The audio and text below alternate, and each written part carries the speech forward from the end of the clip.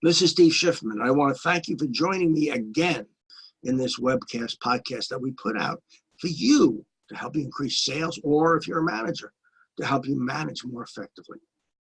Now, as you know, we have a key word or a secret word. And in this case, it's glasses, eyeglasses. If you send me an email or write to me, call me, send a pigeon with the word glasses, you will qualify to at least be in the game of getting a free book. And this week, the book is The Big Bang, one of my favorite books. You know, I've written 70 books, and I hope you're looking at them. And by the way, would you do me a favor? Please pass this podcast to somebody else. Send it to somebody else. You know, even if you don't think it's beneficial for you, this particular one, it might be for somebody else. Who knows? There's somebody out there who's thinking, okay, what do I do about what this guy's talking about today? And you can give him that little piece. So pass it on, please. I appreciate it. We're going to talk about managing your time. And this is the most talked about topic when I do on-site webinars or on-site programs, seminars. Inevitably, somebody says, I don't have enough time. I can't find enough time. Now, I find enough time. Why don't you find enough time?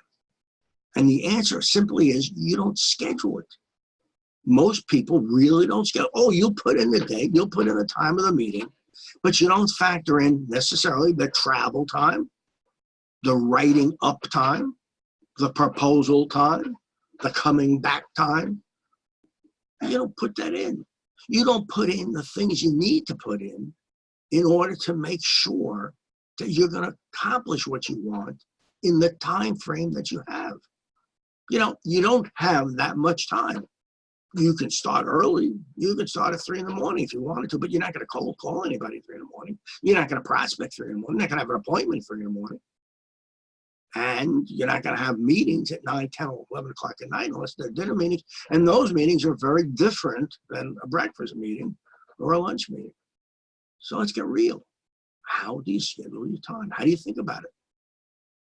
You can predict how much money a doctor or dentist makes by looking at their appointment book, because each appointment is worth so much money.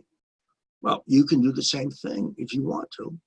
You can say to yourself, I have no appointments this week. And it doesn't matter whether it's a phone call or an actual in-person visit.